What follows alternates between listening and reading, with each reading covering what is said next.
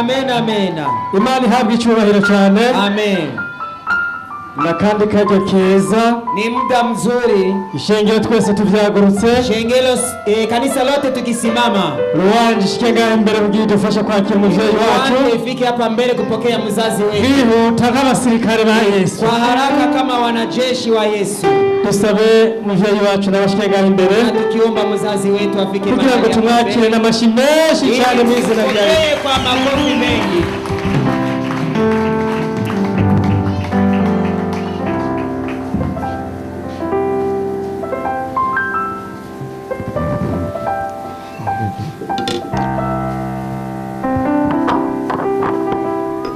Mashimesh kumana ya makofi mengi kwa Mungu.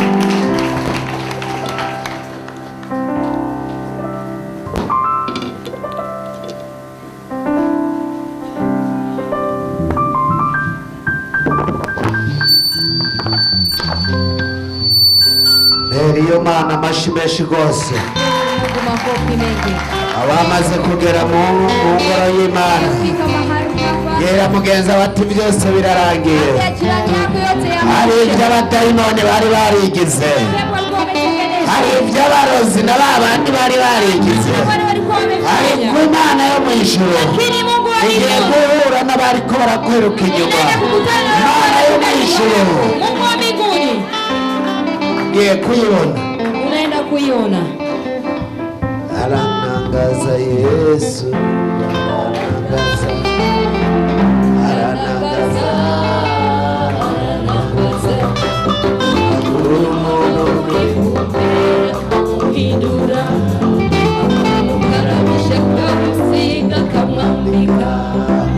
Abari ba Mose bamubonye bagatangara. Aranangaza. Aranangaza. Aranangaza Yesu. Aranangaza. Aranangaza. Aranangaza. Kubera kumwindura. Akamwisha kamusiga kamwambika. Aranangaza. Aranangaza. Aranangaza. Aranangaza Yesu. Aranangaza. Aranangaza.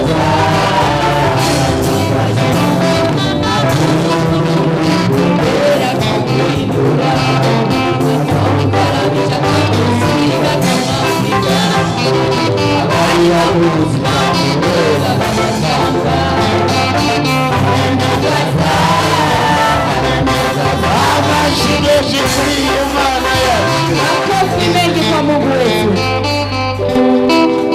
Yesu nashima. Bwana sifiwe. Tugiye gusoma ijambo ry'Imana. Naenda kusoma neno la Mungu. Nta byinshi twovuga muhagaze. Hakuna mengi ambayo tunanena mkiwa mmesimama. Nta byinshi twovuga. Hatuwezi tukasema mengi. No Mose. Leo hii hari Imana iri kiravugana nawe. Kuna Mungu yuko anaonena nawe. Uno Mose. Leo hii utandukanye n'iyindi misi yose wabo. Ni tofauti na siku nyingine ambazo kunaona. Mu mezi 3 kugira umwaka urangire. Miezi 3 ili mwaka uishe. Ugiye guhagarara imbere y'ishengero ry'Imana uvuga ati warakoze. Unaenda kusimama mbele ya kanisa ukisema Mungu asante. Si umwanya wo gutura imitwaro. Si muda wa kuleta mahitaji. Ariko n'umwanya wo kwishurwa n'Imana. Ni muda wa kujibiwa na Mungu. Amarira warize. Machozi uliolia. Imani yagukoye. Mungu anaenda kuyaondoa. Samueli wa mbere. Samueli wa kwanza. 19. Sura 19. Umurongo umwe wa 18. Mstari moja tu wa 18. Niyo tugiye guhagarara ko. Naenda kusimama hapo. Ahubatse umusozi w'Imana. Ambapo wamejenga mlima wa Mungu. Imana iguha umuntu umwe gusa. Mungu akupe mtu mmoja tu. Imana iguha ibuye rimwe gusa. Mungu akupe jiwe moja. Ibyawe birangire. Yote yaishe. Amen. Abasomyi base. Msomaji atusomee. Samueli wa mbere. Samueli wa kwanza. 19:18. Sura 19 mstari wa 18.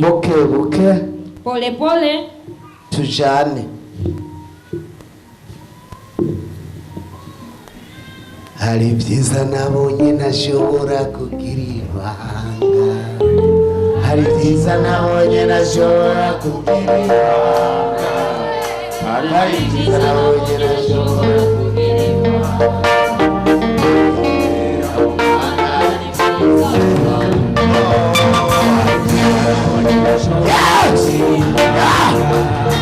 Hari byiza nabonye ntashobora kugira ibanga, hari byiza nabonye ntashobora kugira ibanga.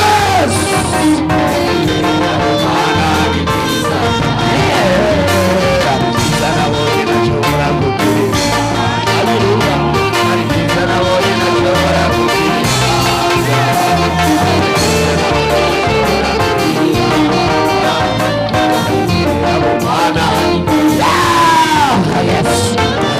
nabonye ntashobora kugira ibanga, hari byiza nabonye ntashobora kugira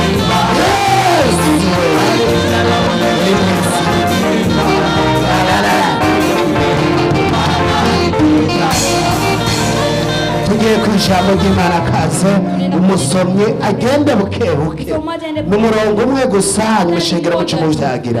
Turasoma Samueli wa mbere igice cya 19 n'umurongo wa 18. Haravuga ngo nuko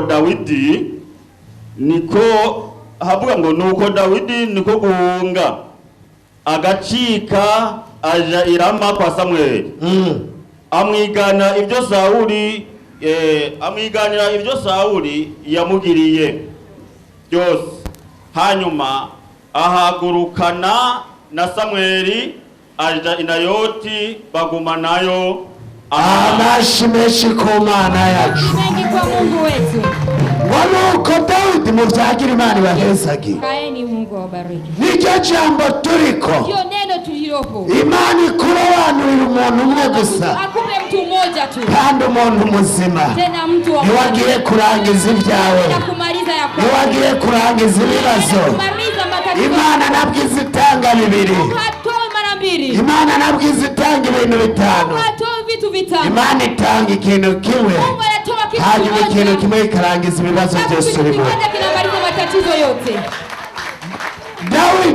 Daudi araho akimbia, asugerejwe, akaenda, aramanuka, akashuka, agenda kwa Samueli, akaenda kwa Samueli Irama. Samueli aramubwira ati ntibishoboka. Samueli akasema hapa haiwezekani. Kubera mutondeye vyose. Kwa sababu alimwambia yote. Gira mugenza ati gutabagwa kwawe no kutavugisha ukuri. Ambia kuokolewa kwako ni kwa sababu utaratabagwa. Kwa sababu hujaokolewa. Ukubera utavugisha ukuri. Kwa sababu hujasema ukweli. Kuba ukiri ku mudugo. Ukiona bado uko katika mlima, ntabwo uvugisha ukuri. Hausemi ukweli. Urongo umugenzi ugatangura kumuhenda. Unapata rafiki unamdanganya. Abantu barabesha bakabesha n'abagabo babo. Watu wanadanganya paka waume zao. Abantu barabesha bakabesha n'abagore babo. Watu wanasingizia paka wake zao. Babona umugenzi aje kubatabara Imana ibahaye. Kuna rafiki akija kuwaokoa Mungu aliyewapa. Bagaca batangura kugira ibyo bahisha. Wanaanza kuficha mengi. Bagatangura kumuhenda. Wanaanza kudanganya. Umunsi yamenye kuri kuramuhenda. Akijua kama unamdanganya, inamara yawe acha isuprima. Namba yako atafuta. Yaruwo kugutabara, angekuokoa, ariko utanguye kumuhisha. Lakini unaficha. Utanguye kuja mu mashira hamwe utabwira umugabo. Unaanza kaenda katika vikundi bila kumwambia mume wako. Ariko Daudi wewe. Lakini Daudi sasa agenda kumugenzi wiwe Samueli. Akaenda kwa rafiki yake Samueli. Amubwiza ukuri. Akamwambia ukweli. Vyose. Yote. Ivyo bapfuye. Ambayo nivyo yakoze. Ndio yatengeneza. Hanyuma Samueli aramubwira ati ngwino. Akamwambia njoo. Twigire ku musozi w'Imana NAOTH. Twende katika mlima wa Mungu. Bamaze kugeraho. Walipofika. Byose bigenda neza. Yote alienda vizuri. wagendanye n'abantu ulitembea na watu baraguhenda walikudanganya nawe ukabahenda na wewe ukadanganya, nta mugisha ushobora kuronka, hauwezi ukapata baraka, nta mahoro ushobora huwezi kuronka. ukapata amani. Wagendanye n'abantu Ulitembea na watu bakakubwira ngo zana amahera tugura intebe zo mwishenge, wakakwambia leta pesa tununue vitu vya kanisa, bagaca bagenda kugura imifuko y'imiceri, halafu wanaenda kununua mifuko ya michele, abandi bakaja kuri Tanganyika, wengine wanaenda Tanganyika. igihe ukiri kumwe n'umuntu mubi, Wakati uko na mtu mbaya, umuntu mutabwizanye ukuri, mwambizani ukweli, ugutabagwa ntigushobora kuboneka. kuokolea kuwezi ukapatikana. Imana ikurungikiye umugenzi, Mungu akimtuma rafiki, aguha umugenzi w'akamaro, anakupa rafiki wa kweli, aguha umugenzi wo kumara ibibazo. anakupa rafiki wa kumaliza Uno munsi matatizo. abantu baribeshera Leo hii watu wanajidanganya ngo abantu n'abagenzi babo, eti watu ni marafiki zao. ngo ntakani wangiriye ibi bintu ari umugenzi, Rafiki ndio amenitengenezea mambo haya, wajya sibo. wale sio. Reka gusubira kumwita umugenzi umuntu yakugiriye nabi, Usirudia kumwambia kwamba ni rafiki yako kama amekutendea vuga mabaya. ati nakanarinda muzi, Kama yule nilikuwa namfahamu, ariko rabi ibintu angiriye. lakini tazama aliyonifanyia. Nta mugenzi wawe azogukorera ikibi, Hakuna rafiki yako atakutengenezea nta mabaya. mugenzi wawe azoguhisha. Hakuna rafiki ambaye atakudanganya. Abana bavuze ubutumwa bwiza, Wana wamesema ujumbe mzuri. abantu urukundo rwaraheze. Watu upendo uliisha. Nimba umugabo ashobora guhenda umugore wiwe, Kama mwanamke anaweza kudanganya mke wake, cyangwa umugore agahenda umugabo, au mwanamke anadanganya mume wake, umuntu mukundana murabesha, mtu mnayependana mwezi mkadanganyana.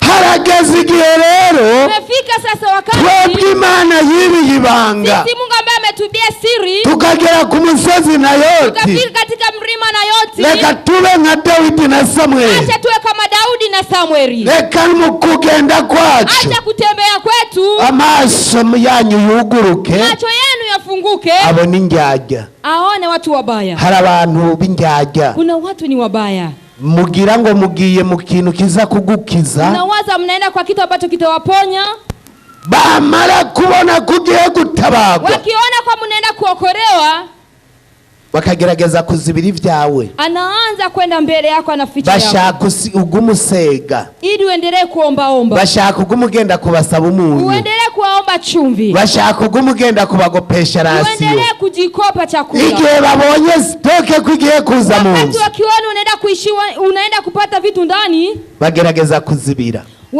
wanaanza kwenda mbele, wanaziba. Uno munsi Imana yambwiye ngo igiye kuziburura inzira Leo babaya bari wamesema barasibira. naenda kufichua Ingomera abafilisitiya abanzi bigiye kuzirekura zirengane. tunaenda kupita.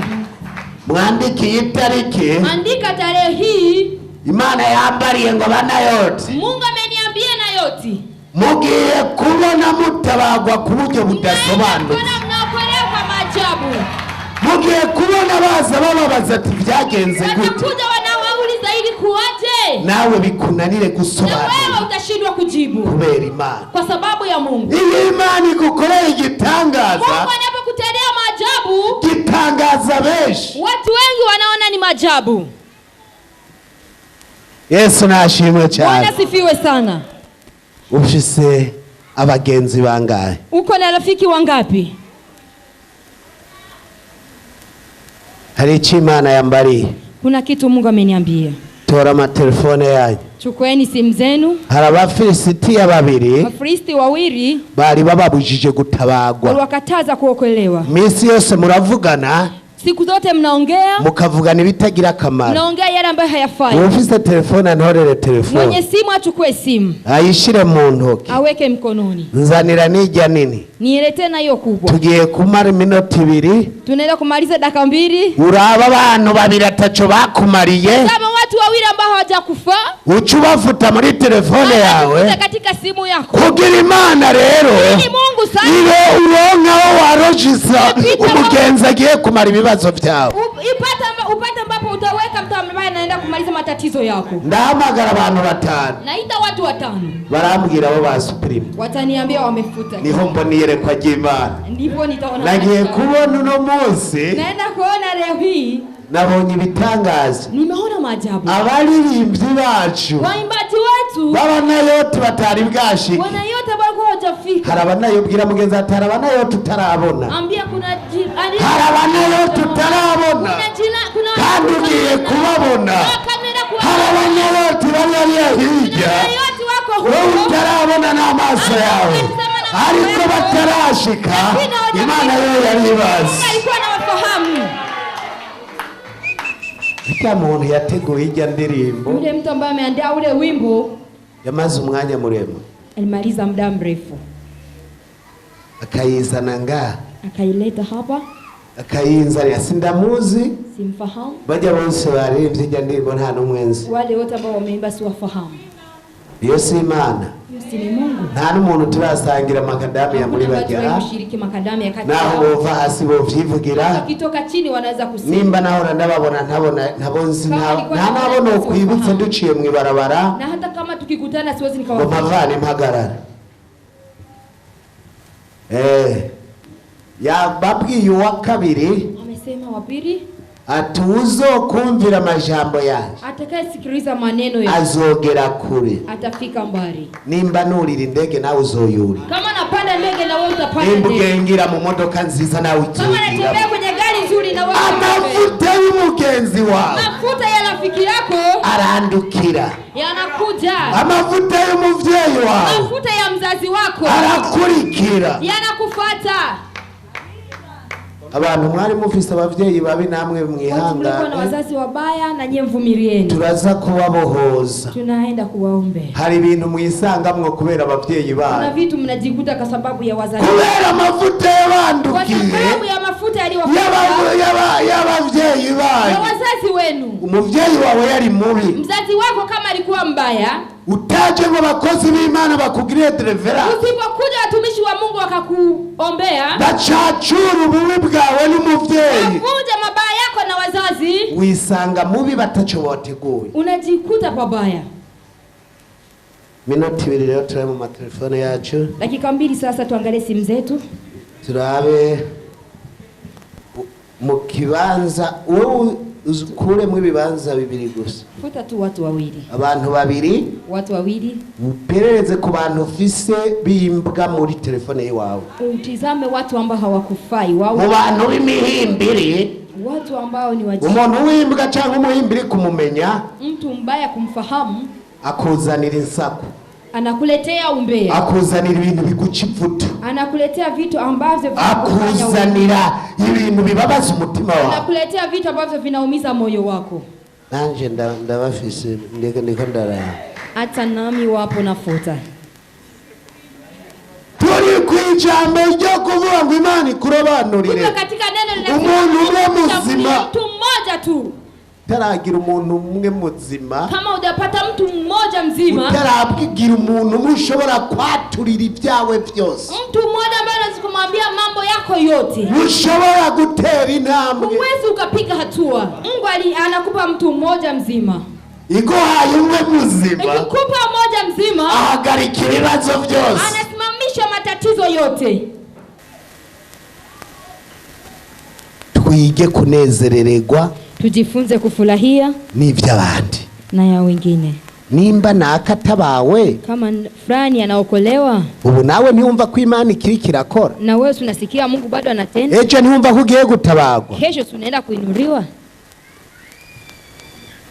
Tugiye gusenga Imana. Tunaenda kumwomba Mungu. Wewe wumva ari ivyari vyarakwikurikije, Wewe ambao unasikia kuna ambaye alikuwa amekufuata, waba uriko uraririmba ukisanga uri kucwana n'abantu, unaimba unajikuta unaongea vibaya na watu, waba uriko urasenga ukisanga uvuga ati jewe aha hantu nohava, ukiwa unaomba unajikuta unasema hapa tunaweza nikatoka. wagera muhira ukawumva bose urashishwa no kubabona. Ukifika nyumbani unaona wote hauwapendi, hautaki kuwaona. Nibo tugiye gusengera Imana. Tunaenda kumwombea Mungu. Abo bantu Watu hao bumva Yesu aje uno munsi wakisikia Yesu akija leo hii, batomukurikira, hauwezi kumfuata. umutima wawe Moyo wako urabizi unajua, kandi uriko urabikubarira. na tena huku na Ubu Yesu yoza Yesu akija woduga, unaweza nimba ukapanda. utoduga Kama uwezi ukapanda, haracyari umwanya.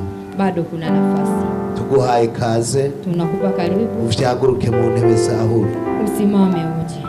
wihute winjire, wihute winjire, wihute winjire, bigikure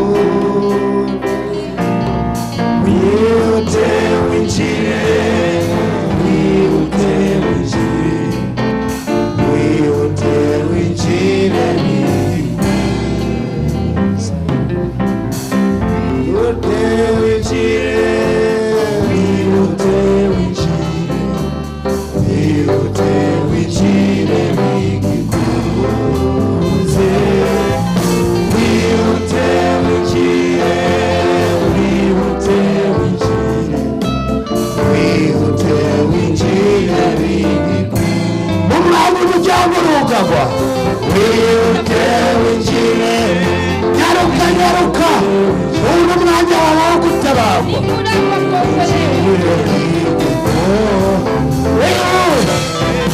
wihute winjire ubu umwanya wawe n'umwanya wo kubora karanda zakwikurikira n'umwanya wo gusambura ibyakugwanya reka ubyamuruka uri gusara reka karanda zakwikurikije reka isabyo zisabure abasaya bari yesu reka mwana wimanuke yabeza yereza abaragurisha yarazayire ndavuze ati ubushobozi bwawe ndabuzanira wihute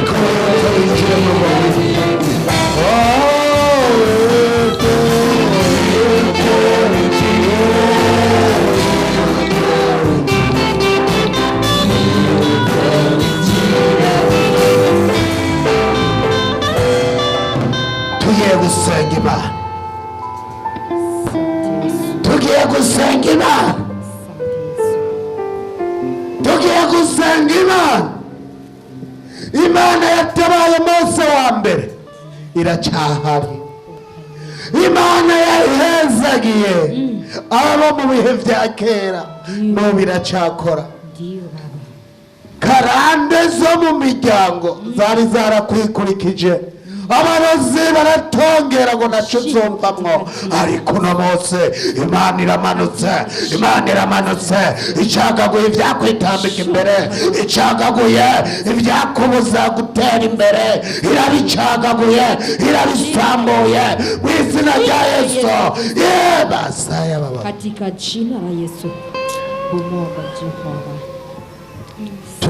Murasubira mwaya majambo ati Yesu mwami, hari bihe nagiriyemwo nanje uwombaza nodondora ingene vyagenze kubera karande zo mu miryango.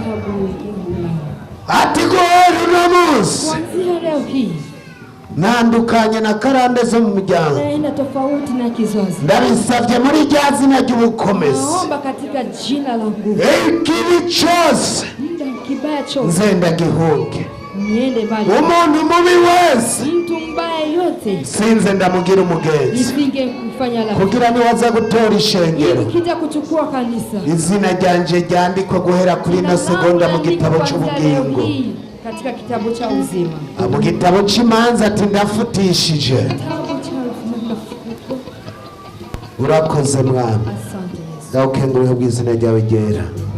Amen. Data buja mwamushobora byose, uri Imana nziza kandi ugira neza, weje gucagagura karande zo mu miryango. Reka guhera kuri iyi segonda rero ibyababuza guhezagirwa vyavuyeho, reka batagira akazi baronka akazi, abadandaza ntibunguke reka batangure kudandaza bunguka, aborora ntibigwire reka batangure korora bigwira. Yes, reka data buja ubwoko bwawe buteza imbere. Waravuze ngo icambere ndabahaye n'umugisha, nawe umugisha data buja nekushike ku bana bawe. Amashimeshi kome muhezagire na mama Apostle, Mungu ambariki. Reka byaguruka pepe ishengero nawe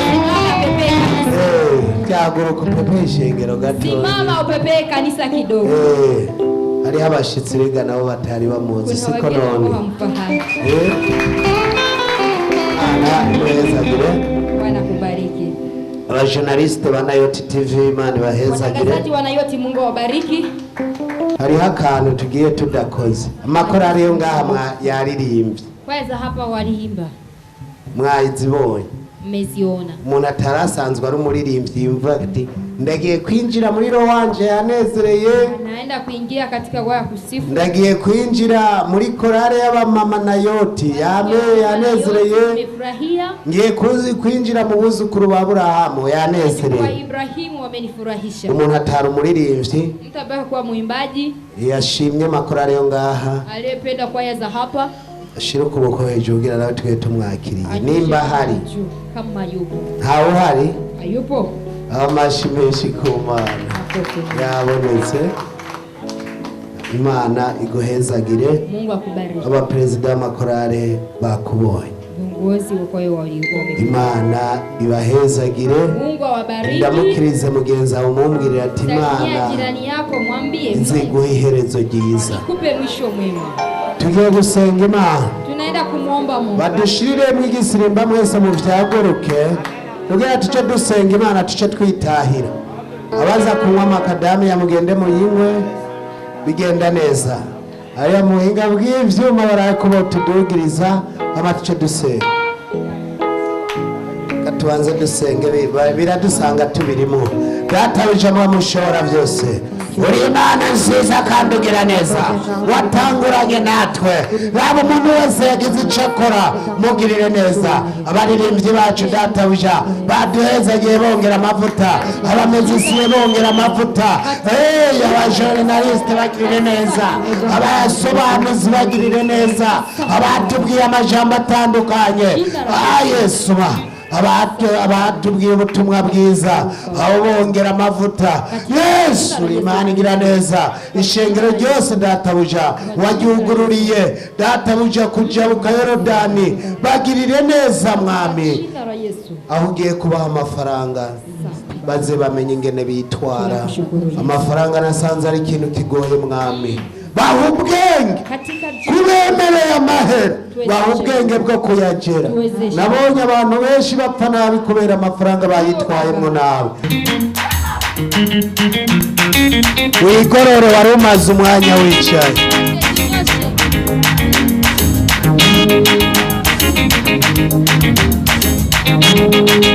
Yes! Uri Imana nziza.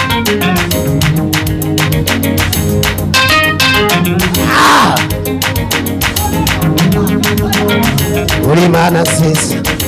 Ugira neza mama. Reka umunezero ishengero ryawe aho rigiye gutahuka. Uri jana umunezero. Yes. Baho umunezero wawe. Uri Imana nziza.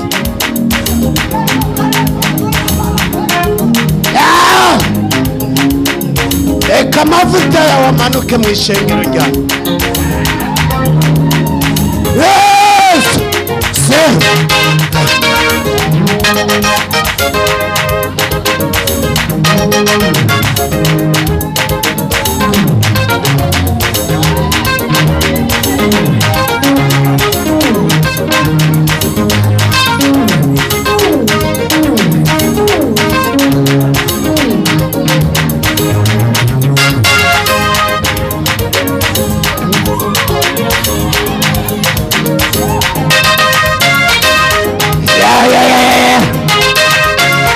Mujana amahoro y'Imana. Muramukaye ugumbira ukabenda. Muramukaye. Abandi mujana amahoro y'Imana. Imana izibazigame. Muri iyi ndwi muze mubona ikiganza cora. Yes!